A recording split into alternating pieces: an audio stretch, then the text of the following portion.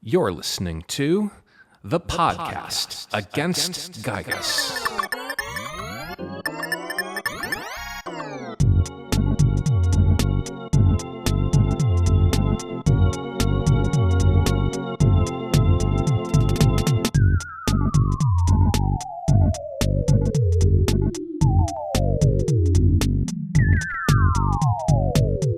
Episode 23, in which our hero's journey finally comes to an end. Okay, so it's like this. On the one hand, the universe has laws, and they must be obeyed, no matter what. It's the social contract we all sign on the dotted line at the very moment of our birth. And these aren't laws like the ones we have for murder, or arson, or tax evasion, or ripping that tag off your mattress, where you can technically break them, and it's okay as long as you go to jail for a very long, long time. No, these are different. You cannot break them at all, no matter how much you try. There's no such thing as an object going up and never coming back down again. There's no such thing as something moving by itself and then stopping by itself without another force stopping it just because it feels like it. There's no such thing as a planet orbiting the sun any old which way except orbitally. There's no such thing as energy concentrated in one place flowing any little old where except to a place of lower concentration. And above all, there's no such thing as someone going back in time, destroying the thing that is their direct cause of their generation, and then existing anyhow. It just isn't done. On the other hand, if we really want to be honest with ourselves, there really were a lot of things that happened in this story of which there is no such thing, weren't there? There's no such thing, for example, as conquering aliens traveling from millions of miles away to lay waste to our world. There's no such thing as the power to disintegrate something with a concentrated blast of force from your mind. There's no such thing as a girl who can set things on fire and move cast iron skillets with the force of her will and read thoughts and send her own thoughts out to other minds. There's no such thing as a 12-year-old boy, no matter how smart, constructing a flying machine that can go faster than time passes around the world. There's no such thing as a boy who can stop time to travel thousands of miles away in seconds. Let's keep going, shall we? There's also no such thing as cars, road signs, gas pumps, and big cups of coffee that grow big teeth and googly eyes and try to eat you. There's no such thing as policemen who like to beat up their own citizens for fun. There's no such thing as a statue that deludes people into worshipping a color.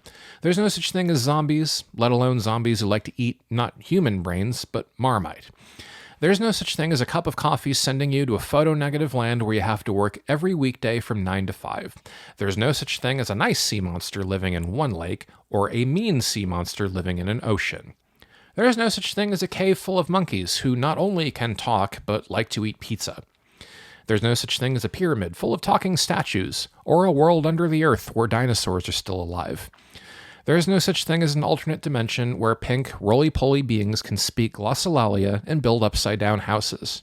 There is no such thing as a big footprint left by a caveman 100 feet tall, or a waterfall of pink non-Newtonian liquid that cures negative thoughts and dyspepsia, or an active volcano you can comfortably walk around in your bare feet, or a magical room just right underneath Stonehenge full of blinking lights that can display your thoughts. There is no such thing as any of these wonderful, wacky, scary, unbelievable happenings, and yet, the universe nonetheless allowed them to happen to these 4 brave children. And let's not forget the elephant in the room. There's also no such thing as going back in time and destroying the cause of your own generation in the first place. It's a time paradox for a reason. You have to exist first, and then you step into some portal to go back in time and destroy the thing that causes your existence. But then once you do, you couldn't have ever stepped into the portal to do it because you don't exist, which means you never went back in time to destroy the thing that causes you, so you never did destroy it. So you do exist? What a mess. Well, needless to say, the universe found itself in a very fuzzy pickle indeed. So, this was the deal. In recognition of the outstanding courage, wisdom, and friendship displayed by these 4 remarkable children, and especially its leader, who bravely, selflessly sacrificed himself to save countless others and countless worlds, in exchange for all that, and just as a little treat, and just this one time, so don't ask again, the universe would look the other way for just a second, while somehow, in some weird way, someone or something would bend its unbendable laws just a little bit. And there they were now, 4 lifeless mechanical bodies, lying in front of a cave in some barren crystalline land 25 million years ago. A ball of light glowed from each robot and slowly rose into the air. Why, these were none other than the immaterial consciousnesses of these brave children, the subtle bodies of the chosen 4 so expertly inserted into artificial vessels by the master surgeons of the Saturn village. And one by one, they transformed into their recognizable shapes. The soul of the august child of the ivory throne of Dalam, Pu Yi Huang Taitze of the Xuantong era. The soul of Geoffrey Maximilian Lovelady Winifred upon Avon Andonuts, the soul of Paula Margaret Carpainter. And yes, indeed, one more glowing white ball of consciousness joined his friends, none other than the soul of Nestorius Franklin Elliot. For in recognition of their outstanding courage, wisdom, and friendship, the universe bestowed upon the chosen 4 the supreme, exquisite privilege and honor of enjoying the remainder of their existence. The souls took the form of 4 little angels, complete with glowing white togas, little cherub wings, and a glowing halo over their heads. They even had little harps, too, even though they could barely play a note on them between the 4 of them. It was all very silly. And the deal was, these 4 goofy little angels would fly back 25 million years into the future and through a few dimensions back to the Saturn village, and then cannonball dive right back into their little sleeping bodies. They awoke together at the exact same moment and gave each other great big hugs, ecstatic that they made it out of that nightmare world alive. They remembered everything that transpired up to then, you see, even Ness's brave sacrifice. So first they hugged Ness for all they were worth, and then the 3 of them gave him a good tongue lashing. What was the big idea with all that? He didn't even let them help him. He didn't even tell them. Not to mention, it didn't exactly tickle when he knocked them back with that force field. Ness let his friends holler their lungs out at him, because they knew they were mad, only because they loved him so much. And he just said, "I'm sorry," again and again. And soon enough, they built a bridge and got over it, because they knew he did it all only because he loved them so much. Then the deal was, they would find that everything around them had stopped. Not quite stopped, though, but rather everything was going backwards, very slowly. They would find that the further they walked back to their homes, the more time would reverse itself back to one singular and very important moment. The night before Ness's 12th birthday. Only this time a night where there was no falling meteor, no buzz, no scary starman, no Giygas, and therefore no war against Giygas. And yes, it was true that once a given child of the chosen 4 reached their home and waved till next time to their friends, they would immediately lose all memory of that wonderful trip they shared together. And that was kind of sad. But that's okay. In some weird way, traces of those wacky and scary and weird and happy adventures would linger in their hearts and minds, one way or another, whispering to them, making them choose one thing over another, usually for the better. Besides, who was to say they'd never see each other again? It wasn't impossible. Indeed, to paraphrase the great Dr. Andonuts, nothing is impossible, and if they really couldn't think of a way to reconnect with each other due to a problem so trifling as no memory of having ever met before in their lives, well, they only had their limited intellect to blame. So they walked, from the Saturn village, all the way to the misty mountain kingdom of Dalam, and Prince Pu invited them to walk up the mountain that led to the palace, and watch the massive Dalam sun rise over the great mountain kingdom. It did, and then the prince waved till next time to his friends, turned his back, and went home to the golden palace of the ivory throne. They walked all the way from Dalam to Winters, not even cold anymore. The snowflakes floated in midair, and if you looked at them long enough, you could see them falling up, back into the snowy sky. They walked past the great Andanut's laboratory, past Stonehenge, and to the edge of Lake Tessie, where that old girl just so happened to be waiting for them, allowing the children to jump on her back so she could swim backwards across the lake. They reached the iron gates of the Snowwood boarding house, gave Jeff a boost up and over, and Jeff waved till next time to his friends, turned his back, and made it all the way to his bedroom before any prefects ever became the wiser. Ness and Paula walked from Winters all the way to Tucson, holding hands, smiling to each other, saying nothing. Ness walked her to the front of the great blue house, and Paula went to the mailbox with the flag still up. She took the orange Franklin badge from the box, pecked Ness on the cheek, waved till next time, turned her back, and entered her house. Ness walked alone back to Juanette, past cars on the road technically driving but stuck in slow reverse, and reached his hometown at last. Everyone's homes were still there. Everyone was safe. There were some policemen putting up roadblocks, though in reverse it looked like they were actually taking them apart for once. There was Frankie Fly and his sharks at the arcade, playing a game from the ending all the way back to the beginning. There was George's house, and William and Maxwell and Avery and Gordy's house, and the tree house in his backyard. He walked all the way to the house on 257 Juniper Street, and there was his mother, frozen in the middle of a song.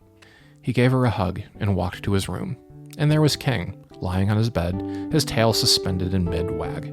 He gave him a hug, then got into his pajamas, brushed his teeth, made his bed, got into the covers, and went to sleep.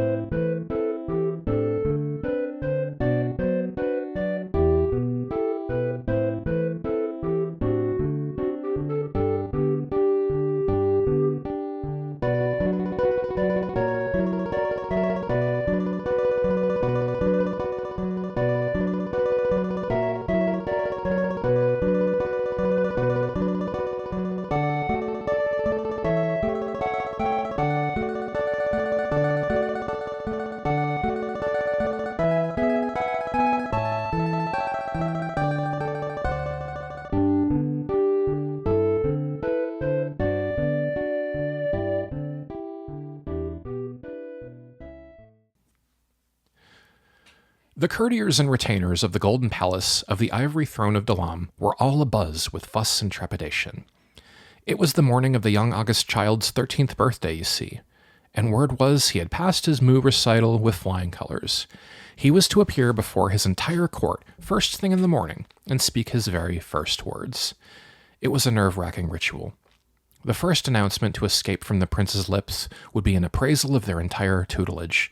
Their entire lives would be weighed, valued, and judged by either faint praise or a biting reprimand. And the way the prince usually comported himself, they were all too aware it was far likelier to be the latter. The doors creaked open to the young prince's quarters. They waited on tenterhooks. Another moment of suspense, and they all would have dropped dead then and there. The August child appeared and stood before the court, with a big smile on his face. Fuzzy Pickles! The prince played his trusty jaw harp in his mouth and punctuated his proclamation with a loud and proud boing. The courtiers looked to each other in confusion. Well, at least it wasn't a reprimand. It is I, the august child of the Ivory Throne, Pu Yi Huangtaitsa of the Xuantong era, or Prince Pu for short. And this is my first decree. Away with pomp and circumstance, away with lessons and recitals. It is my 13th birthday, and I demand a proper birthday party. Prince Pu paced back and forth around his court, beside himself in dumb, giddy joy. Summon to the court every child in the capital between the ages of, 10 or 11 and the ages of, let's say, 14 or 15. Auditions will begin at once for the very important administrative role of my best friend. All other children will become my other friends, and every single friend shall be invited to my birthday party. There will be cake and candles. There will be music and dancing. There will be wrapped gifts. Wait a minute. I'm the heir apparent. I don't need gifts.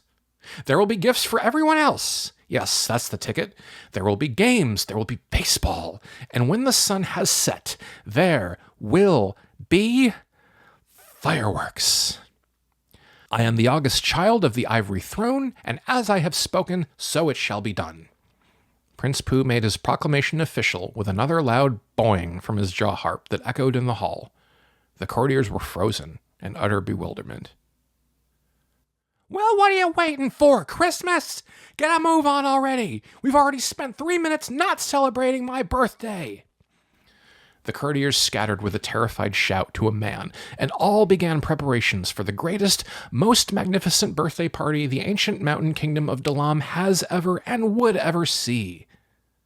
Or else. Jeffrey Andonuts awoke from his cot at precisely 7:48 in the morning and jumped out of bed. He had the dream again, and as was the case when he had the dream again, he paced around his room like a madman, which woke up his roommate and friend, Tony. Jeff, what is it? I've just had the most peculiar dream, again. I joined 2 boys and a girl I don't know on the other side of the world for a grand romp against an alien, zombies, was it? And my dad, he made a time and space machine, and we... Oh dear. But it wasn't all bad. It was wonderful. I already missed them terribly, and it was all so real. I say, Tony, have you ever had a dream so real, and then you woke and wondered whether the dream you had was your waking life, or your waking life was a dream? Well, I'll make an invention. Yes, there must be a way, some undiscovered principle as of yet unplowed in the great field of quantum physics. I will construct a machine that will make the dream come true. It's not impossible, is it? Why, nothing's impossible. Really. Tony leapt out of the bed and grabbed Jeff by the lapels of his pajamas, shaking them for all his worth. Jeff! You're raving! Jeff looked himself over. His friend was right. He hadn't even put on his glasses, or even his slippers. He composed himself, and then rectified those 2 shortcomings at once. I see your point and concede it to you, old boy. There's a great Saturday before us, and I am a winter's boy. And by gum, a winter's boy on a Saturday must have his priorities. My suggestion is this. We report to the cafeteria at once for breakfast tea and rashers and currant buns, and then we get up the old boyos and light some bottle rockets straight away into the headmaster's quarters. Tony pumped his fist and slapped on his cowboy hat. Wicked! Today was the day. Unusually for a birthday morning, it did take a little more slobber on King's part to get his lazy bones of a human out of bed, but get him out of bed he certainly did. Okay, I'm up. Hello. Good morning, boy. Ness sat up and gave King a big hug and plenty of pets. Only then, the sleep good and licked in the face by his dog right out of him, did the gravity of the situation finally sink in. It was his 12th freaking birthday! His mom would give him the usual cake and candles and some gifts first. Then the big party was to come, with all his friends, and Uncle Lloyd and Uncle Teddy, too. Rockin'! He dressed himself in his best blue and yellow striped shirt and jean shorts, slapped his favorite red hat on his shaggy head, and ran downstairs to his mother, who was singing a song as usual. She gave her son a hug and kissed his forehead, and then the birthday ritual began. She gave him a list of groceries for him to pick up, including the birthday steak, and whichever frosting he wanted for the chocolate cake she was to make from scratch. Ness put on his red high-top sneakers and ran out the door with the list in hand. This time, he chose German chocolate cake frosting. You know, it's not actually from Germany. It's named after the inventor, Mr. German. He didn't know that until just recently. As he walked out of the grocery store with a full brown paper bag full of stuff, he saw out of the corner of his eye someone wandering down the street. She wore a pink frilly dress, knee-high stockings, and shiny red shoes, with blonde hair bobbed to her neck. She sort of looked like she was on her way to church. In other words, she stuck out like a sore thumb, especially since it looked as though she was lost, if that fully unfolded map of the town of Wannette she had her nose poking in the middle of was any indication. His curiosity piqued, Ness made his way to the girl, but before he could get a word in edgewise, she approached him first. "Oh, excuse me. Could you help me?" "Hello. Yeah, sure. Say, you kind of sound like you're from Tucson." "Well, I am. And it just so happens I'm trying to get back to Tucson, but I just can't for the life of me find this dang-nabbit bus station anywhere." "Oh, it's easy. Just go straight down 2 blocks, make a right on Chestnut, and it's on your left there. You can't miss it." Ness leaned closer to the girl and pointed the way he described with his finger along the map. "Oh, why, thank you. You're too kind." "No problem. I just hope you don't miss your bus." "Oh, not to worry. I got a few hours before it goes. But the way I was carrying on before, I sure might have. Well, thanks again." "Sure. Take care." The girl made her way down the first 2 blocks toward Chestnut Street, and Ness went his separate way back home. He kicked his sneakers off and made his way with the bag of stuff toward the kitchen, where he passed by his dad, sitting in his usual spot in his favorite recliner by the sofa, reading the paper. "Hey, Slugger." "Hey, Dad." Ness made it a good way to the kitchen before his body froze, making him drop the entire bag on the floor. He gingerly stepped back into the living room. He had to be sure. Could it be? Could that man sitting in his dad's favorite chair, reading the newspaper in just that way, could it be? And the man lowered the paper, revealing his grinning face and his big, bushy dad mustache. "Dad!" As his father rose from his seat, Ness leapt into his arms and squeezed the life out of him. "Oh, watch out. I just took my inhaler." "You're back. You're really back." "Well, of course I'm back. If I were in Tokyo, I would have missed your birthday by now." "Oh, I missed you so much." "You better believe I missed you too, Slugger." Only then did Ness relent in his boa constrictor grip and let his father breathe once again. "Are you back for good? Are you back for real?" "Well, not quite. I still have a year and some change. But the thing is, I never realized I'd been accruing all this PTO for so long. So, I'm going to be here for the entire summer. And then, later on, if you got a game you want me to go to or anything else, give me a call and I can probably hop on by. It'll be like that for 1 more year. And then, poof, back to normal." "Wow, the whole summer? Really?" "You betcha. I think we should take a vacation. Where should we go? Summers, maybe? Or the Scaraban Desert to see the pyramids? I hear the sunrise in Dalam is something else, too." But first things first. An excellent rare steak had to be chowed down, and 12 candles on a German chocolate cake had to be blown out, and presents had to be ripped open. Ness loved every one of them, including a brand new Gutsy bat. Wooden, of course, since all the professional records were set with wooden bats, but nonetheless the hardest, most molecularly densest of rare wood from a small forest in Sri Lanka, treated with a top-secret triple ash and pure varnishing for maximum lightness, power, and grip comfort. No matter your swing, no matter your size, guaranteed to pop the most fastballs over the fence or your money back. He gave it a few practice swings, and it was just the thing to replace his old one, which by now had an unfortunate crack. It was then that his father produced one more present. It was smaller than usual, like a thick stack of papers. It might have been a biggish book. The birthday was going well enough that it wouldn't have been the end of the world if it had been a book, but still. "All right, one last present. Before I give it to you, try to remember. You were going on a long trip right on your 12th birthday, and your mom and I told you had to go, and you begged us, please, please don't make me go. And I told you, I got you a present, but I couldn't give it to you until you get back. But once you did, you would think it was the best one you ever had. Remember? Well, you're back. So here you go." What? What on earth was he talking about? It was his 12th birthday now. Well, his dad was always a little goofy at times like this, so Ness shrugged it off. He accepted the gift and felt it through the paper, and gave it a little shake. It wasn't a book. "Go on, open it, you silly." He did. It was a white envelope of some kind, full of a bundle of papers. No, he read some text on the front of the thing. "Sky Photos TM. Photos taken in photos taken instantaneously. So get this, you're on vacation, right? And everything's going great until you realize, oh no, I forgot to pack my camera. Well, this company actually sends someone out, flies them down literally from the freaking sky to take pictures of you at any and all major landmarks, no matter where in the world you are. Well, I went ahead and spent a little more money and got you the deluxe package. That's the one that deliberately flouts the laws of space and time. How do they do that? Don't know. All they said was sign this dotted line, give me $50 more, and don't ask. Anyway, come on, open it up. He did, and was greeted by a photo of himself standing right outside his house. And just what in the world was this face he was making?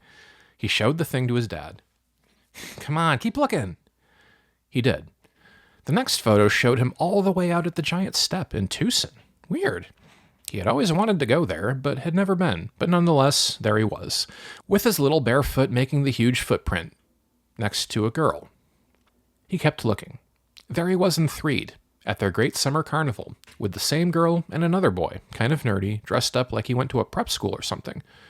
He kept looking, and there he was in the Saturn Valley, with Paula and Jeff. What? The Saturn Valley? What the heck was that? And how did he already know what the heck that was? And Paula? Jeff? What was going on? He kept looking, and there he was in Forsyth, near the big suspension bridge, and another by a big saguaro cactus in the dusty dunes desert, with a friendly-looking mariachi band beside them.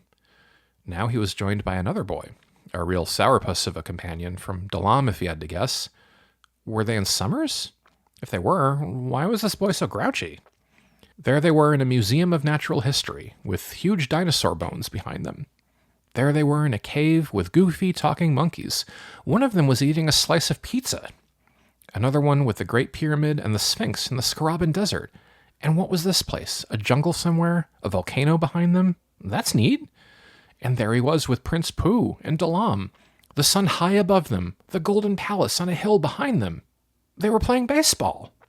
And Winters, Stonehenge. Wow, his friends were cheering him on for something, who knows what, but they were jumping and screaming out of their minds. Oh yeah, it was because he discovered his psionic powers. Everything came back to him all at once, a tidal wave of funny and scary and sad and wonderful moments. A dream he had for his whole life, which he could have sworn was true, even while he dreamed it, even right when he woke up. His mother and father, watching him all the while, went to him and put their arms around him. So, it really happened. It all happened. Yes, Slugger, it all happened. It wasn't so long ago we were in the same boat, your dad and I, and your Uncle Lloyd and Uncle Teddy. In the end, we couldn't do what had to be done. Who knows if we made the right choice? But you, to be that brave, to willingly face such a huge responsibility, knowing that even if you succeed, you won't know your friends anymore, or you might not even exist, that's the sort of thing that makes you a better person. That's something you deserve to remember. He gave his mother and father monster hugs all around. His dad was right. It was the best gift ever. He gave him his dear friends back. Grumpy Prince Pooh, who was an excellent fighter and not so bad at baseball, too. And Jeffrey Antonutz, at your service. A little eccentric, but he could build anything that should or could work. And Paula Carpainter, kind, strong, and ferocious Paula, who always wore that frilly pink dress, knee-high stockings, and shiny red shoes, always looking like she was on her way to church, and that charming little accent from Tucson. Oh no. Oh my gosh. Ness had to go. He had to go right now.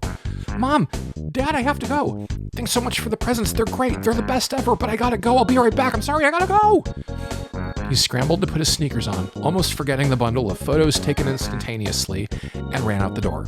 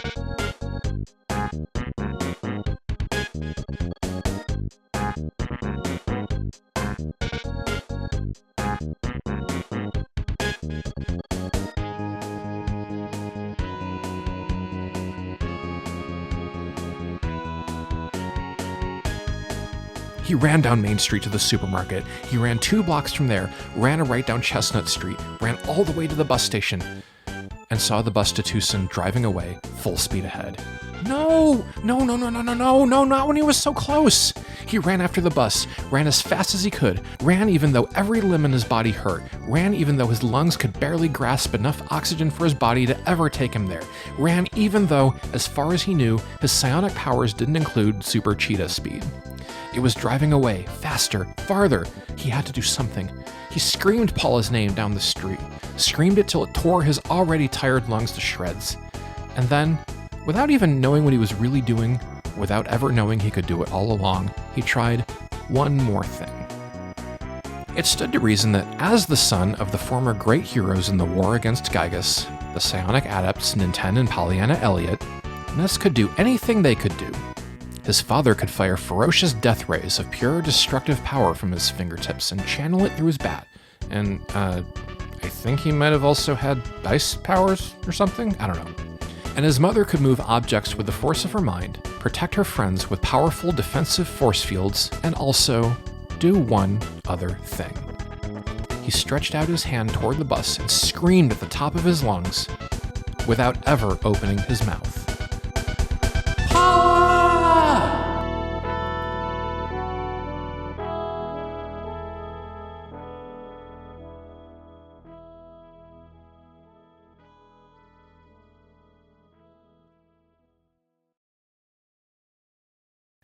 On that bus, a certain young girl wearing a frilly pink dress, who looked like she was on her way to church, who brought with her a big teddy bear packed with her sundries, and spoke with a charming Tucson accent, rose from her seat.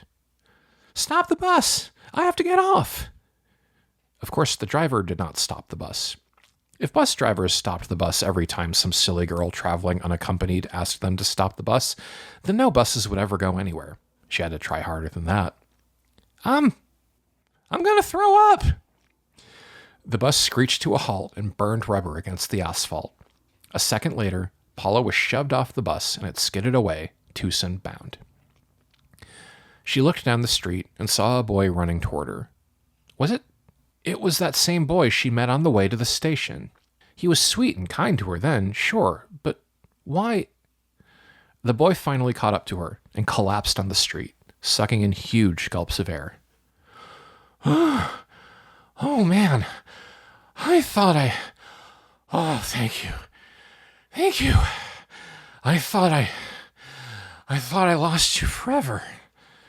Paula tiptoed to the wheezing boy, lying flat on his back, holding some kind of bundle of papers. You spoke to me in my mind. You can do what I can do. Who are you? I'm a friend. I'm a friend you never met before. Paula. How do you know my name, Ness? Paula gasped. How do I know your name? Ness rose from his feet and gave Paula the bundle of photos. It's a long story, and if I told you, you'd never believe me. Paula accepted the bundle and took a look at the first photo with a laugh. You look like a doofus. Come on, keep looking. She did. She saw the next photo with him at the giant step, his little bare foot right in the middle, like all the tourists do, still very much looking like a doofus, with her next to him. She flipped through photo after photo, and everything came back at once. She remembered the walk on the dusty dunes, the spooky carnival at 3, the kidnapping at Forside, the lazy days and summers, the trip to Scaraba, and that wonderful night by the fire at Jeff's house. She let tears of joy stream down her face, which were apparently contagious, as the boy before her started crying too. She put down the photos and looked up to Ness. It's all true. It happened. Yeah, it all happened. I wanted to invite you over to my house. It's my birthday today, and Paula leaped into Ness's arms and hugged him with all her might, laughing and crying into his shoulder, and Ness did the same, not caring a single jot if any adult or any shark saw them and thought them weird or silly.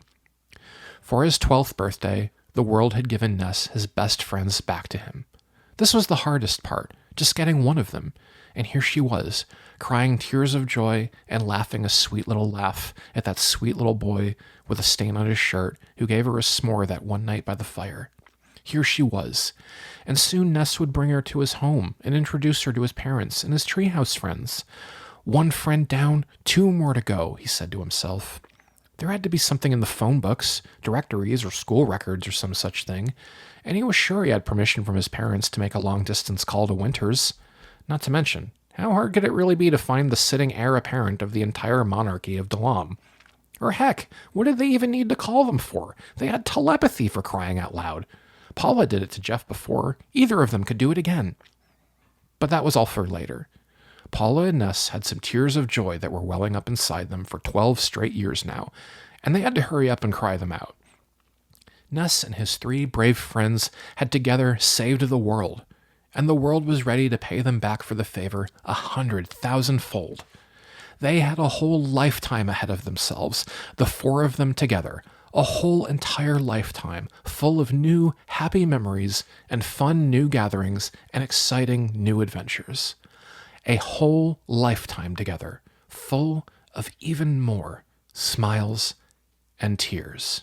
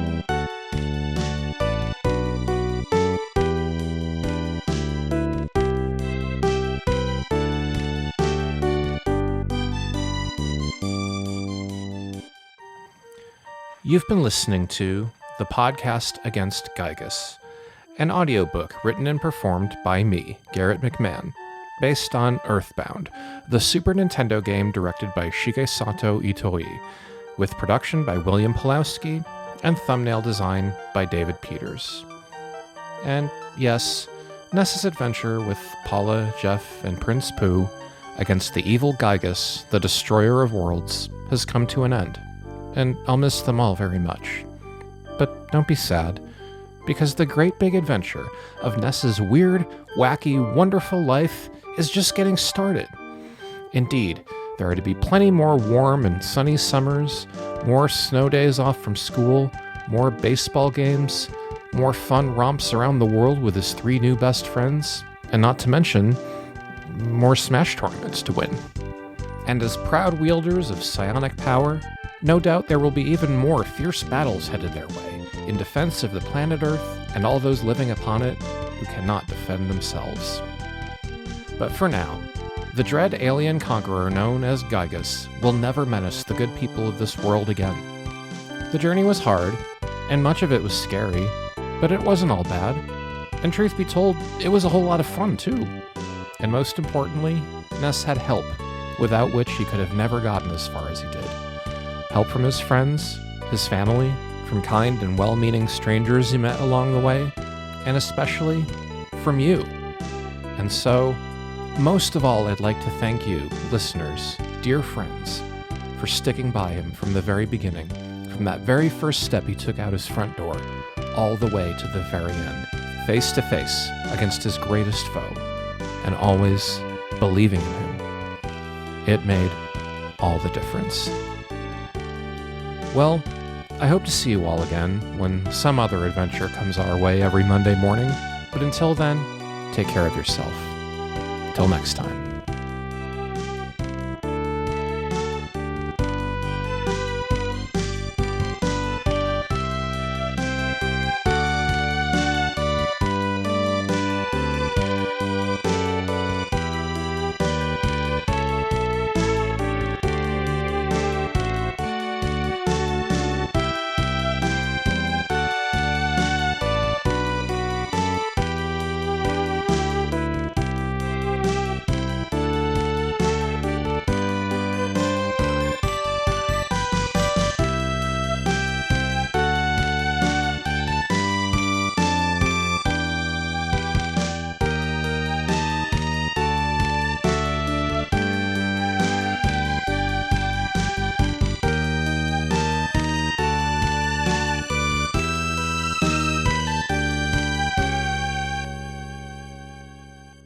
I miss you.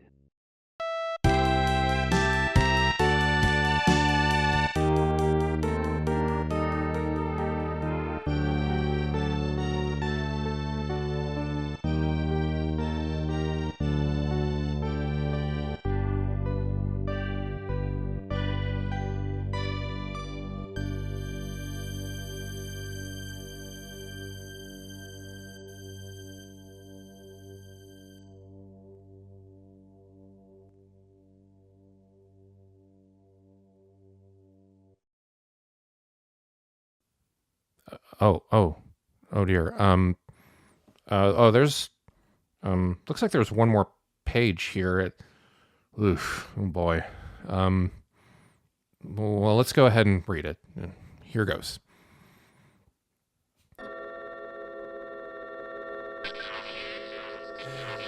$24,999,998. 24,999,999. 25 million. Happy birthday, Ness. Hope you like the card I sent you so very long ago. Say, buddy, did you forget something on your way out? A time machine, maybe?